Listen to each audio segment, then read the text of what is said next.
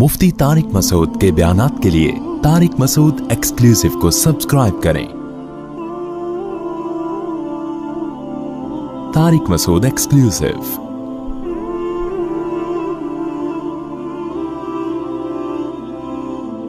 अगर तसल्ली से इस्तिंजा करके वुजू करें और फिर महसूस हो कि पेशाब का कतरा निकल गया है तो फिर इस्तिंजा करना ज़रूरी है या सिर्फ वुजू कर ले, और अगर उस वक्त ना हो और नमाज के दौरान महसूस हो तो क्या करना चाहिए।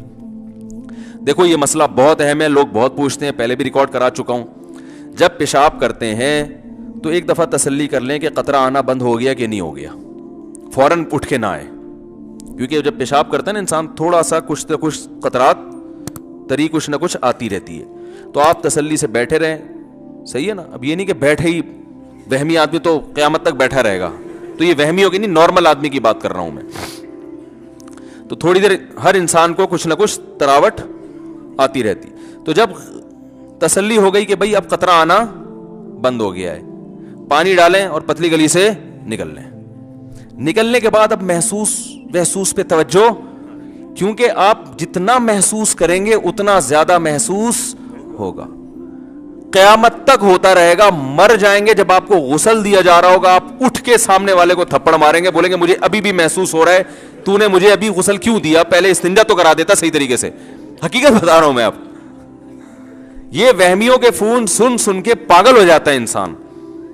तो एक दफा तसल्ली हो गई, अब आप आराम से बाहर आए, वुजू करें, नमाज पढ़ें, उसकी तरफ तवज्जो दे ही नहीं कि कतरा निकल रहा है कि नहीं निकल रहा। हां, सिर्फ महसूस नहीं, यकीन हो गया कि कतरा निकल गया है। इतना यकीन हो गया कि आप कसम उठा के कह सकें अल्लाह की कसम पेशाब का कतरा अब निकल चुका है, तो आपका वुजू टूटेगा। बात आ रही है समझ में? लेकिन वहमी की समझ में अभी भी नहीं आ रही, क्योंकि वहमी कहेगा कि वहमी लोग पता क्या कहते हैं, पता नहीं यार मैं कसम उठा सकता हूं कि नहीं उठा सकता, मुझे जो यकीन कतरा तो निकला है, ये तो महसूस हुआ है। अब इतना कि मुफ्ती साहब ने कहा था कसम उठा सकता हूं, पता नहीं कसम उठा सकता हूं कि नहीं उठा सकता, ये वहम हो रहा है मुझे। तो जब वहम हो रहा है इसकी अलामत है आप नहीं उठा सकते कसम, आपको यकीन नहीं है। देखो अभी रात हो रही है, कसम उठा सकते हैं ना, कोई भी वहमी होगा कसम उठा के बोलेगा भाई रात हो रही है। अब वो भी इस पे भी कसम ना उठा सके, फिर वो उसको तो फिर फौरन किसी नफ्सियाती हॉस्पिटल में एडमिट कराए ना। तो जो आपको वहम हो रहा है पता नहीं कसम उठा सकता हूं, तो इसकी अलामत है कि आपको यकीन नहीं है, तभी तो आप कंफ्यूज हैं कि उठा सकता हूं कि नहीं उठा। जो 100% जिस चीज का यकीन होता है फौरन इंसान कसम उठा लेता है। तो अगर कंफ्यूज है कि पता नहीं उठा सकता हूं कि नहीं उठा सकता, तो इसका मतलब है आप कसम नहीं उठा सकते, हदीस के मुताबिक आपका वुजू बाकी है। अब आप जाके बिला वजह शलवारें चेक कर करके अपना टाइम जाया करते रहो और वसवसे में आते रहो, तो वही बात है कि ये आपकी अपनी टेंशन है, ये टेंशन शरीयत ने आपको नहीं दी है। शरीयत का हुक्म यह है कि एक दफा जब यकीन हो गया कि कतरे आना बंद हो गए हैं, तो अब जब तक 100% यकीन नहीं होगा कतरे निकलने का, उस वक्त तक आपका वुजू बरकरार रहेगा। अब वहमी एक और मसले का शिकार होता है। वहमी कहता है ठीक है मुझे यकीन नहीं है कि कतरा निकला है, लेकिन पॉसिबल तो है कि निकल गया हूं। समझ रहे हैं, ये वहमियों को होता है। अगर बिलफर्ज निकल गया हुआ तो वुजू तो टूट गया, फिर नमाज तो नहीं हुई। उसका जवाब यह है कि भाई जब शरीयत ने कह दिया कि जब तक 100% यकीन नहीं है तो वुजू बाकी है, तो इसका मतलब है कि बिलफर्ज अगर निकल भी गया हो तो भी वुजू बाकी है। समझ में आ रही है बात? क्योंकि जब एक दफा पेशाब कर लिया और आपको अब यकीन हो गया कि अब कतरात नहीं आ रहे, आप इस्तिंजा करके बाहर आ गए, अब शरीयत यह कहती है कि अब वुजू कतरा निकलने से या ना निकलने से नहीं टूटेगा। अब जब तक निकलने का यकीन नहीं होगा नहीं टूटेगा, जब निकलने का यकीन होगा तो टूटेगा। अब कतरा निकलने से वुजू टूटता ही नहीं है, अब कतरा निकलने का यकीन होने से टूटेगा वुजू। बात आ रही है समझ में? लेकिन वहमियों की समझ में फिर भी नहीं आएगा। वो पता है एक और हमला करेगा शैतान ये कहेगा कि देखो भाई असल में जो हुक्म था ना वो तो कतरा निकलने से, पहली दफा तो जब पेशाब किया तो कतरा निकला तो वजू टूटा ना। क्या ख्याल है? ये तो शरीयत ने हमको आसानी में डालने के लिए, एक वहमियों को वहम से और टेंशन से बचाने के लिए शरीयत ने कह दिया कि यकीन हो قطرہ نکلنے کا تو وضو ٹوٹے گا, یقین نہیں ہے تو نہیں ٹوٹے گا. لیکن اوریجنل مسئلہ تو یہی ہے کہ پیشاب نکلنے سے وضو ٹوٹتا ہے, چاہے ایک قطرہ ہو چاہے 10 قطرے ہوں. تبھی تو جب پہلی دفعہ پیشاب کیا تھا میں نے بیٹھ کے تو وضو پورا ٹوٹا تھا میرا. تو اس کا مطلب ہے کہ اصل تو وہی ہے. تو یاد رکھو وہ جو اصل ہے کہ پیشاب نکلنے سے وضو ٹوٹتا ہے, وہ بھی شریعت کے بتانے سے ٹوٹتا ہے نا, یہ کسی انگریز نے ریسرچ کر کے بتایا تھا لیبارٹری میں. تو جو شریعت نے آپ کو یہ بتایا کہ پیشاب نکلنے سے وضو ٹوٹتا ہے, اسی شریعت نے یہ بتایا کہ یہ اس وقت ٹوٹتا ہے جب آپ کو نکلنے کا 100% یقین ہو. اگر یقین نہیں ہے تو 100 دفعہ نکلتا رہے, نہیں ٹوٹتا. یہ کوئی میڈیکل سائنس کی رپورٹ تھوڑی ہے کہ پیشاب نکلنے سے وضو ٹوٹ جاتا ہے بھائی. اس کے بعد بھی اگر کسی وہمی کی سمجھ میں مسئلہ نہیں آیا تو پھر یہ پولیس کا کیس ہے سیدھا سیدھا, بشرطے کہ جو پولیس آپ کا علاج کرے گی وہ خود وہمی نہ ہو, یہ ضروری. تو یہ پیشاب کا بھی یہی حکم ہے, اسی طرح ہوا خارج ہونے کا بھی یہی ہے. بعض لوگوں کو وہم ہوتا ہے پتہ نہیں ہوا جب 100% یقین ہو گیا کہ ہوا خارج ہو گئی ہے تو وضو ٹوٹے گا, جب تک 100% یقین نہیں ہے وضو نہیں ٹوٹے گا. سمجھ رہے ہیں؟ اسی طرح یاد رکھو کپڑے پہ ناپاکی لگ گئی ہے کہ نہیں لگی ہے, جب 100% یقین ہو گیا کہ لگ گئی ہے تو وضو تو ناپاک ہوگا کپڑا. جب تک 100% یقین نہیں ہے کپڑے کو پاک ہی سمجھا جائے گا. مثلا آپ جا رہے ہیں, بائک والا قریب سے گزرا, چھینٹیں پڑ گئیں. اب لوگ کہہ رہے ہوتے ہیں پتہ نہیں یار یہ پانی کی جو چھینٹیں لگی ہیں یہ کتے نے کہیں پیشاب تو نہیں کیا اس پانی کے اندر. تو بھائی آپ نے پیشاب کرتے ہوئے دیکھا ہے کتے کو؟ نہیں دیکھا, تو بس اس کا مطلب یہ پانی کیا ہے؟ پاک ہے. حضرت عمر رضی اللہ تعالیٰ عنہ ایک سفر میں تھے, پانی ختم ہو گیا, لوگوں کو وضو کی ضرورت تھی. ایک تالاب میں پانی نظر آیا, چھوٹا سا تالاب تھا. تو کسی نے جا کے تحقیق کرنا شروع کر دی کہ اس میں کہیں کتے نے پانی منہ تو نہیں ڈالا.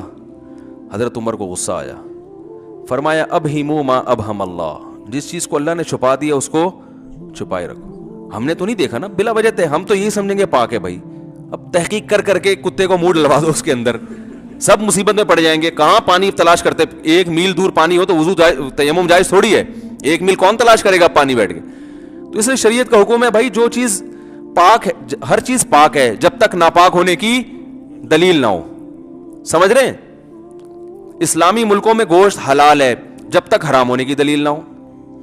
آپ قصائی سے گوشت لے کر آتے ہیں, حلال ہے بھائی. کوئی کہے یار ہو سکتا ہے قصائی نے اللہ کا نام نہ لیا ہو, تو بھائی جب تک 100% یقین نہیں ہوگا کہ اللہ کا نام نہیں لیا ہم اس کو حلال ہی سمجھیں, کیونکہ اسلامی کنٹری ہے یہاں اللہ کا نام لیا جاتا ہے. ہاں غیر مسلم کنٹری میں حرام سمجھا جائے گا جب تک 100% یقین نہ ہو کہ اللہ کا نام لیا گیا ہے. تو شریعت کا اصول ہے بقاء ما کان علی ما کان, جو چیز جیسی تھی ویسی ہی سمجھی جائے گی. اس کے خلاف اس وقت ہوگا جب اس کی مخالفت کی مضبوط دلیل ہو, وہم سے نہیں ہے. کئی لوگ طلاق کا مسئلہ پوچھتے ہیں, میں نے 2 طلاقیں دی ہیں یہ 3 میں بھول گیا, تو ہم کہتے ہیں 2 ہو گئی ہیں تیسری نہیں ہوئی ہے, کیونکہ طلاق میں اصل ہے کہ نہیں ہو. جب تک ہونے کا یقین نہیں ہوگا طلاق واقع نہیں ہوگی. بعض لوگ کہتے ہیں پتہ نہیں مجھے وہم ہے میں نے بیوی کو طلاق دی ہے کہ نہیں دی ہے.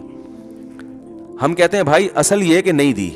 جب 100% یقین ہو, قسم اٹھا کے بولو کہ میں نے دی ہے تو ہوگی, ورنہ نہیں ہوگی. تو خام خام ملنا لوگ وہم میں پڑے ہوئے ہیں کہ یار وہ پتہ نہیں ہو گئی کہ نہیں, دی ہے کہ نہیں دی ہے میں نے. او بھائی دی ہوتی تو ساری دنیا کو پتہ چلتا ہے, ایسے تھوڑی ہو جاتا, بیگم نہیں چھوڑتی تمہیں, تو ایسے تھوڑی ہوتا ہے وہم.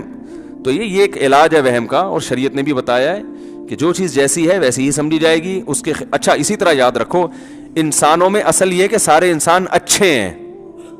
سمجھ میں آ رہی ہے بات؟ جب تک برے ہونے کی کوئی اتنی مضبوط دلیل نہ ہو کہ آپ قسم اٹھا کے بول سکو کہ اس آدمی میں یہ برائی ہے, اس وقت تک اس کو برا سمجھنا بھی جائز نہیں. حتیٰ کہ آپ نے اس کی برائی دیکھ لی اور اس میں اس بات کا کوئی لاجک بنتی ہے اس کی کہ ممکن ہے یہ ہو, ممکن ہے. جیسے آپ نے کسی کو کسی خاتون کے ساتھ کھڑا ہوا دیکھ لیا کہ ہوٹل میں چپکے سے دیکھا کہ کسی لڑکی کے ساتھ بیٹھا ہوا ہے, عین ممکن ہے شادی کی بھی ہو اس نے.